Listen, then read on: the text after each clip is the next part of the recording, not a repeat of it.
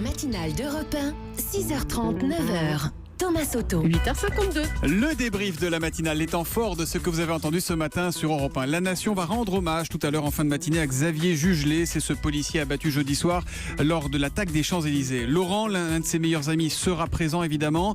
Écoutez Laurent, il témoignait tout à l'heure dans le journal de 8h.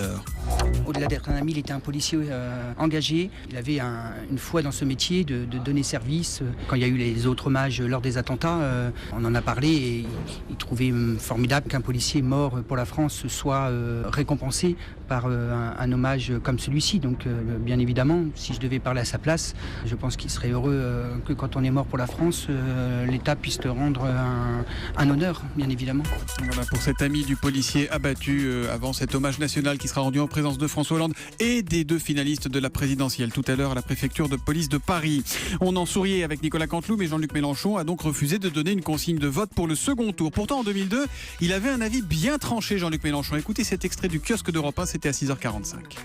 Beaucoup de journaux sont interpellés par le silence de Mélenchon sur le Front National, comme l'écrit Libération. Et c'est le média Brut qui nous rappelle en un court extrait sonore qu'en 2002, le candidat était beaucoup plus clair.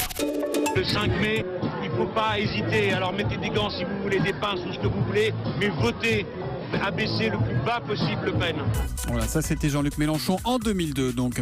La face cachée des candidats, c'est un nouveau rendez-vous de l'entre-deux tours dans la matinale d'Europe 1. À 8h-5, Jean-Philippe Ballas nous parlait de l'enfance d'Emmanuel Macron et de Marine Le Pen. Et il a retrouvé dans les archives d'Europe 1 un son de Pierrette. Pierrette, la mère de Marine Le Pen, c'était en 98. Si Marine s'occupe de politique, il aura du souci à se faire. Avec ma fille Marine, qui est le clone absolu de son père, les cheveux en plus. Physiquement, moralement, je vous dis, Marine Le Pen, c'est Jean-Marie Le Pen. Et quand elle dit « il aura du souci à se faire », c'est bien sûr de son ex-mari Jean-Marie Le Pen que parlait Pierrette Le Pen. Louison, elle est dessinatrice. Elle était dimanche soir dans le bureau du chef de l'État, le président de la République, à l'Élysée. Elle a vécu la soirée électorale à ses côtés. Elle a aussi accompagné François Hollande à Tulle dimanche. Écoutez, c'était à 7h45, l'interview vérité. On est passé de bureau de vote en bureau de vote, ce qui n'était pas prévu au départ. Ce qui est toujours assez amusant, c'est la tête des gens dans le bureau de vote qui se retournent. Même s'ils le connaissent bien, ça surprend toujours un petit peu. J'ai vu beaucoup de gens oublier leur papier, en particulier au moment du vote, parce qu'ils étaient un peu perturbés par la présence du chef de l'État. Il a voté pour qui en vrai, François Hollande ? Ah bah j'étais pas dans les Il vous l'a pas dit ? Ah non. Vous voulez pas poser la question ? La seule question que je lui ai posée, c'était parce qu'on a parlé du fait que beaucoup de Français ce jour-là une partie des Français ne savaient pas encore pour qui ils allaient voter, et que ça allait se décider vraiment, parfois même dans l'isoloir. Et j'ai juste posé la question de savoir si lui il savait. Et donc il a répondu oui. Voilà, Louison, ça fait 9 mois qu'elle suit François Hollande avec son crayon et ses bandes dessinées. Et sa bande dessinée qui s'appellera Cher François sera publiée au mois de septembre aux éditions Marabout. Et puis ce soir, c'est la première demi-finale de la Coupe de France de foot. Angers affrontera Guingamp. Attention aux supporters guingampais qui sont très en forme, semble-t-il. Enfin, pas tous, c'était à 7h40.